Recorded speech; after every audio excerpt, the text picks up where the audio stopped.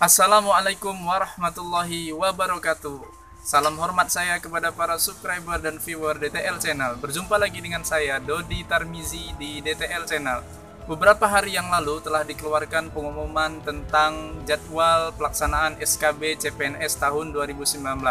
Saya ingatkan kepada teman-teman, jangan lupa untuk melakukan daftar ulang dan silakan teman-teman pilih lokasi tes sesuai dengan yang teman-teman inginkan. Dalam video kali ini kita akan kembali melanjutkan pembahasan soal-soal SKB CPNS khususnya untuk formasi guru pendidikan agama Islam. Jadi teman-teman silahkan ikuti video ini sampai habis ya. Tetapi bagi teman-teman yang belum subscribe channel ini, silahkan subscribe dulu channel ini dan juga jangan lupa klik lonceng notifikasinya biar teman-teman tidak ketinggalan tentang video-video terbaru yang saya upload di channel ini. Sekarang langsung saja, ini dia soal-soalnya. Soal nomor 1. Berikut ini merupakan yang termasuk dalam golongan as-sabiqunal awwalun kecuali A. Abu Bakar Asy-Syiddiq, B. Zubair bin Awam, C. Abdurrahman bin Auf, D. Ali bin Abi Thalib, dan E. Muhammad Al-Fatih. Teman-teman, as-sabiqunal awwalun ini yaitu golongan orang-orang yang pertama kali masuk Islam. Mereka dijamin surga oleh Allah Subhanahu wa Ta'ala. Di antara mereka yaitu Siti Khadijah, Utsman bin Affan, Ali bin Abi Thalib, Abu Bakar Asy-Syiddiq, Zaid bin Haritsah, Zubair bin Awam, Abdurrahman bin Auf, Sa'ad bin Abi Waqqas, Talha bin Ubaidillah, dan Bilal bin Rabah. Ada juga 30 orang lainnya. Nah, dari penjelasan tersebut, yang tidak termasuk di sini yaitu E. Muhammad Al-Fatih. Soal nomor 2. Arti dari potongan ayat ini adalah wal yatalattaf. A. Berlaku kasar, B. Bersabar, C. Berlaku adil, D. Bersikap bijaksana, E. Hendaknya bersikap lembut. Potongan ayat tersebut terdapat pada Quran Surah Al-Kahfi, tepatnya ayat 19. Biasanya di dalam Al-Quran dicetak tebal dengan warna merah. Dalam sejarah disebutkan bahwa ketika Utsman bin Affan radhiyallahu an terbunuh, tetesan darahnya mengenai mushaf Al-Quran tepat pada tulisan wal yatalattaf, yang artinya hendaknya bersikap lemah lembut. Sebagian kalangan ulama juga mengatakan bahwa dicetak warna merah karena kata ini merupakan bagian tepat tengah-tengah Al-Quran. Dari penjelasan tersebut, maka jawaban soal ini wal yatalattaf artinya hendaknya bersikap lemah lembut.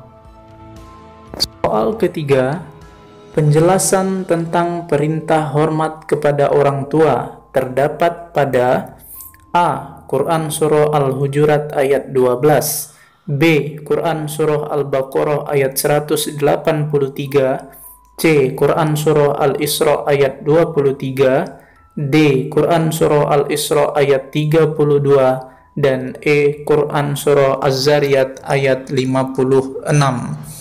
Nah teman-teman, kita bahas satu persatu. Untuk yang A, Quran Surah Al-Hujurat ayat 12, itu isi kandungannya tentang perintah menjauhi berburuk sangka. Kemudian yang B, Al-Baqarah 183, merupakan perintah melaksanakan puasa.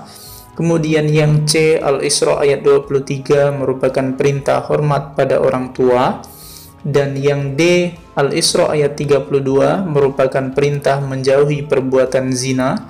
Sedangkan yang E, Az-Zariyat ayat 56, adalah perintah beribadah kepada Allah Subhanahu wa Ta'ala. Nah, teman-teman juga harus cermat di sini karena jawaban yang C dan D sama-sama Quran Surah Al-Isra, tapi ada yang ayat 23 dan ada yang ayat 32. Nah, dari penjelasan tersebut, maka perintah hormat kepada orang tua terdapat pada C. Quran Surah Al-Isra ayat 23. Soal nomor 4. Berikut ini merupakan para nabi dan rasul Allah yang tergolong dalam ulul azmi kecuali A. Nabi Ibrahim alaihissalam, B. Nabi Isa alaihissalam, C. Nabi Nuh alaihissalam, D. Nabi Daud alaihissalam, dan E. Nabi Muhammadin sallallahu alaihi wasallam. Nah, teman-teman, Nabi dan Rasul yang tergolong dalam ulul azmi itu ada 5. Pertama, Nabi Nuh alaihi salam. Kemudian yang kedua, Nabi Ibrahim alaihi salam. Yang ketiga, Nabi Musa alaihi salam. Yang keempat adalah Nabi Isa alaihi salam. Dan yang kelima, Nabi Muhammad sallallahu alaihi wasallam. Nah, sedangkan pada soal ini yang diminta adalah kecuali, artinya yang tidak termasuk dari yang kelima tersebut. Maka di sini jawabannya yaitu D. Nabi Daud alaihi salam. Soal nomor 5. Masjid yang pertama kali dibangun oleh Rasulullah sallallahu alaihi wasallam ketika hijrah ke Madinah yaitu A. Masjid Nabawi, B. Masjidil Haram, C. Masjid Hagia Sophia, D. Masjid Taj Mahal, dan E. Masjid Kuba. Teman-teman, dalam sejarahnya, Masjid Kuba adalah lokasi peribadatan pertama bagi umat Islam yang dibangun oleh Rasulullah SAW saat hijrah ke Madinah. Tepatnya pada tahun 1 Hijriah atau tahun 622 Masehi. Masjid Kuba ini terletak sekitar 5 km dari sebelah tenggara kota Madinah yang berada di kawasan perkampungan yang kampungnya bernama Kuba. Dan masjidnya pun diberi nama Masjid Kuba. Nah, jadi jawabannya di sini yaitu E. Masjid Kuba.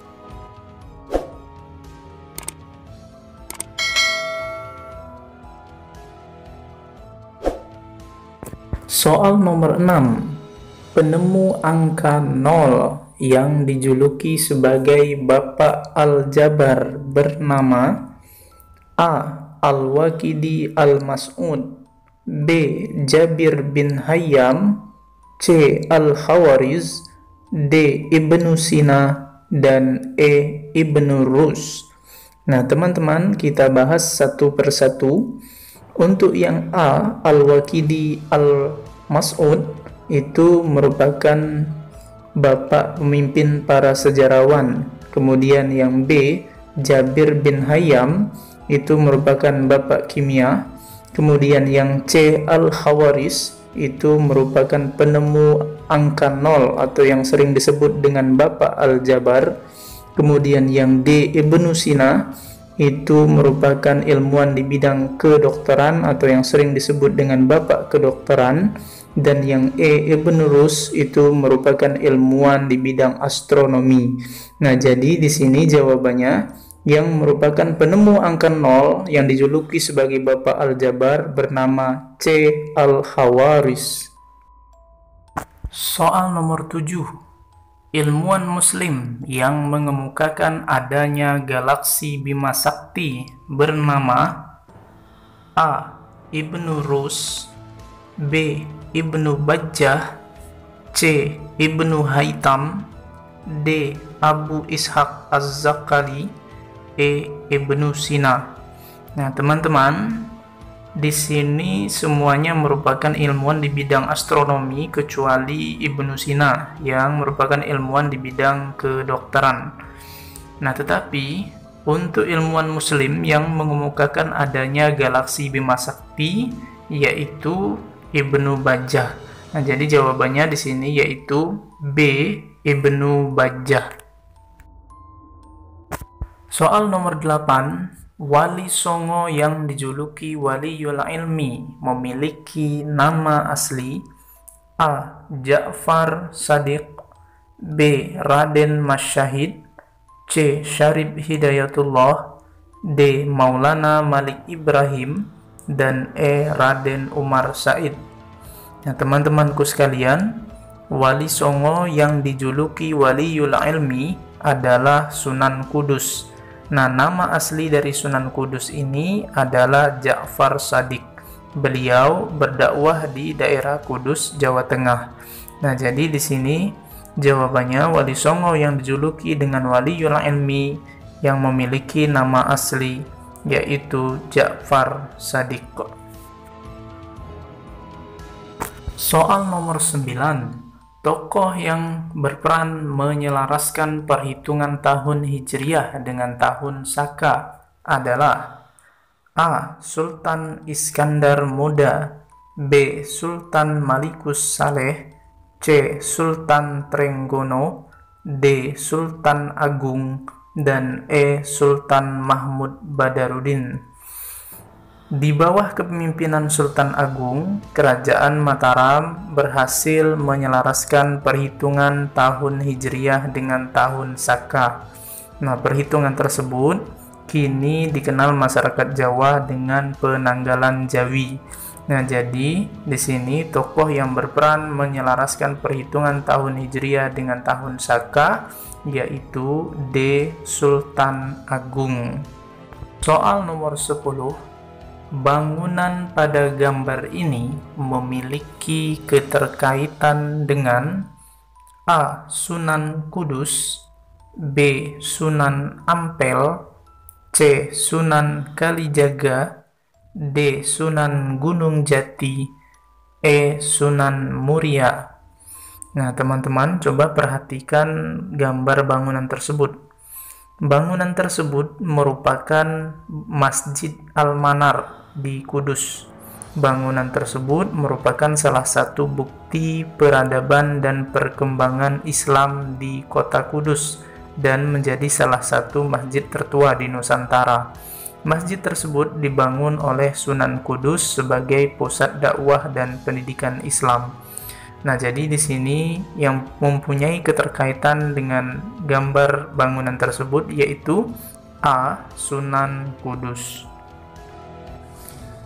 Terima kasih telah menonton video ini sampai habis. Mudah-mudahan ilmunya bermanfaat untuk kita semua. Saya doakan teman-teman semua sukses dan bisa berhasil mendapatkan NIP pada tahun ini. Amin ya robbal alamin. Salam hormat dari saya kepada para subscriber dan viewer. Wassalamualaikum warahmatullahi wabarakatuh.